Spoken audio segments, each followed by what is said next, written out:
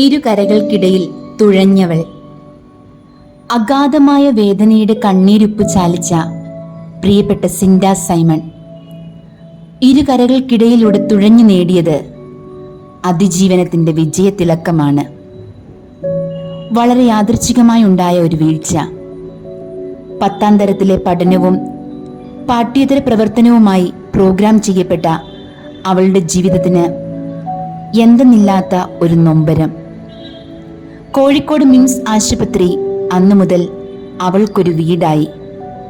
പപ്പയ്ക്കും അമ്മയ്ക്കും അനിയത്തിക്കും പുറമെ മിംസിലെ doctor അരുണും doctor ശ്രീരാജുമൊക്കെ അവളുടെ സ്വന്തം ചേട്ടന്മാരായി. വളരെ ചെറിയ നിസ്സംഗത കൊണ്ട് ജീവിതത്തിൻ്റെതായ യഥാർത്ഥമായ പ്ലാനുകൾ തകർക്കപ്പെടുമ്പോൾ ജീവിത നിഗൂഢതകളുടെ വാതിലുകൾ കൂടുതൽ പ്രകാശമാനമാവുകയാണ്. കടലിനു മീതെ നടക്കാനുള്ള ക്ഷണം കിട്ടിയ ഒരാളെ പോലെ.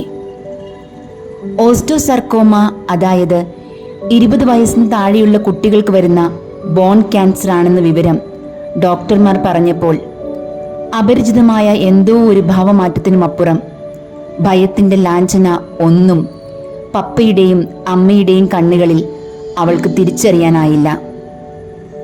സത്യത്തിൽ മകൾക്കു വേണ്ടി ആ ദുഃഖം മറയ്ക്കപ്പെട്ടു എന്നു മാത്രമല്ല, അത് അവരിൽ പോരാട്ടത്തിന്റെ വീര്യം ഉറപ്പിക്കുക കൂടിയായിരുന്നു.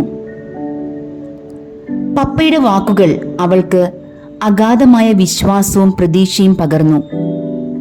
ഇനിയുള്ള കുറച്ചു കാലം നമ്മുടെ ജീവിതം ഇങ്ങനെയാണ്. അതിൽ നിന്ന് മാറിപ്പോകാൻ നമുക്കാവില്ല. ജീവിതത്തിൽ ദുഃഖം എപ്പോഴും നമ്മോട് കൂടെ ഉണ്ടാകും. എന്നാൽ സന്തോഷം അത് നമ്മൾ തന്നെ ഉണ്ടാക്കണം. സിൻഡമോൾ രോഗിയായ നാൾ മുതൽ പരിശുദ്ധ മറിയത്തെ പോലെ നിശബ്ദയായ കൂട്ടുകാരിയായി മാറുകയായിരുന്നു അമ്മ ഷീബ ടീച്ചർ. സത്യത്തിൽ അവളുടെ മനപ്രയാസങ്ങൾ അതിവേഗം മനസ്സിലാക്കി ഹൃദയത്തിൽ സംഗ്രഹിച്ച അമ്മ. മകളുടെ നൊമ്പരങ്ങൾ അതികഠിനമായപ്പോൾ, കീമോ കഴിഞ്ഞുള്ള വേദനകൾ പരിധിക്കപ്പുറമായപ്പോൾ മിഴിപൂട്ടി ആ പെറ്റമ്മ ദൈവനിശ്ചയങ്ങൾക്ക് മകളെ വിട്ടു നൽകി. അങ്ങനെ വീട് ഹോസ്പിറ്റൽ സമീപത്തുള്ള വാടക മുറിയായി മാറി. രോഗവും വേദനയും വല്ലാതെ കാർന്നു തിന്നുമ്പോൾ പുസ്തകങ്ങളും ചിത്രവരയും പിന്നെ കീബോർഡും അവളെ ഉന്മേഷഭരിതയാക്കി.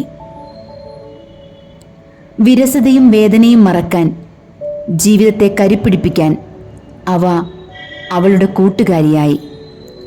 ഈ കാലഘട്ടത്തിലെ മറ്റൊരു സന്തോഷം സിൻഡയുടെ അഭിമാനമായ ഗൈഡ് പ്രസ്ഥാനത്തിലെ രാജ്യപുരസ്കാർ അവാർഡ് ലഭിച്ചു എന്നതാണ്. 2022 ജനുവരി 18 കീമോ സൈക്കിൾ പൂർത്തിയാക്കുന്നതിന് മുൻപ് കാൽമുട്ടിന് ഓപ്പറേഷൻ ചെയ്തു. ഇടവകക്കാരും ലിൻഡോ അച്ഛനും സിസ്റ്റേഴ്സും സെന്റ് മേരീസിലെ അധ്യാപകരും എന്നും സിൻഡയെ ചേർത്തു പിടിച്ചത് ഓർമ്മയിൽ നിറഞ്ഞു നിൽക്കുന്നു. മതബോധന ക്ലാസ്സിലെ കുഞ്ഞുങ്ങളിൽ പലരും ആ വർഷത്തെ ക്രിസ്മസ് നോമ്പാചരണത്തിൽ പങ്കെടുത്ത് ഇഷ്ടമുള്ളത് സിൻഡയ്ക്ക് വേണ്ടി ഉപേക്ഷിച്ചായിരുന്നു. അത്രമേൽ അവർ കൊതിച്ചത് തങ്ങളുടെ കൂട്ടുകാരിയുടെ ചങ്കുറപ്പും തിരിച്ചുവരവുമായിരുന്നു. അതിരുകളില്ലാത്ത വിശാലമായ ലോകം സ്വപ്നം കണ്ട് ജീവിക്കാൻ കൊതിച്ച അവൾ ഇന്ന് 10ാം ക്ലാസ് സ്റ്റേറ്റ് പരീക്ഷയിൽ ഫുൾ A+ നേടിയെടുത്തു. കണ്ണൂർ രൂപത മതബോധന പരീക്ഷയിലും 3ാം സ്ഥാനം നേടി.